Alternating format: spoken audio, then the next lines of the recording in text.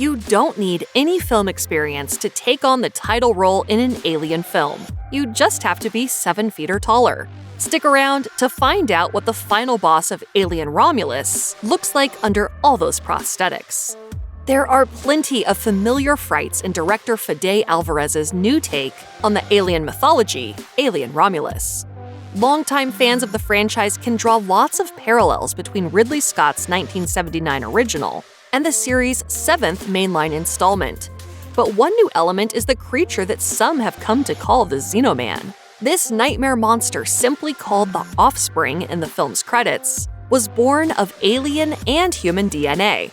It's a hulking terror that was brought to life not just through CGI, but with good old-fashioned makeup, practical effects, and an actual human actor by the name of Robert Bobrovsky. Standing at 7 feet 7 inches, Bobrovsky was born in Arad, Romania. He reached literally incredible heights at a young age, standing at 6 feet 2 inches when he was only 8 years old, before gaining another foot at the age of 12. A former basketball player who moved from Arad to Geneva, Ohio in 2016, Bobrovsky attended Rochester Christian University in 2020, before returning home to take more classes in Romania. Naturally, his physical features made him an ideal fit for the menacing hybrid.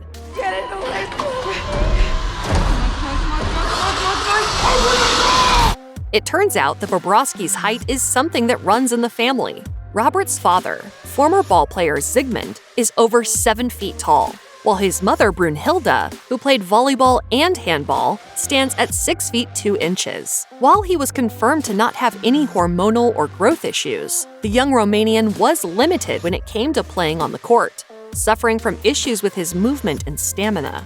He also dealt with scoliosis and lower back issues, which made him unsuitable to play basketball professionally. Thankfully, these issues didn't stop Bobrovsky from putting on a creepy suit and taking on Kaylee Spaney's protagonist character in the final act of Alien Romulus. If his IMDb page is to be believed, the sci-fi sequel is his first film appearance. Robert Bobrovsky has big shoes to fill, both figuratively and literally, as one of several people who have acted as a xenomorph on screen. The first to strike from the shadows came in 1979, when Ridley Scott enlisted Balaji Badejo to pick off the crew of the Nostromo one by one. Badejo was a 6 foot 10 inch tall graphic designer who was discovered in a London pub in Soho by a casting director enamored by Badejo's long legs. Like Bobrovsky, he took on the role with no previous acting experience. Whatever he provided was more than enough, though, as Badejo was instrumental in bringing one of movie history's most terrifying characters to life. While Bobrovsky's face was covered in makeup and prosthetics, Badejo donned the alien's trademark long, tubular head, as well as an entire bodysuit of tubes and biomechanical piping. During filming, actor Tom Skerritt realized that his co-star was unable to sit down in the suit, leading the crew to build a swing for Badejo to park himself between takes. Following the film's success, Badejo was asked to return for a sequel, but instead he went back home to Nigeria, where he later opened an art gallery. Sadly, Badejo passed away in 1992 due to complications from sickle cell anemia. He was just 39 years old. Even though Alien was his only acting credit, he left behind some legendary and large footsteps for Bobrovsky to follow in.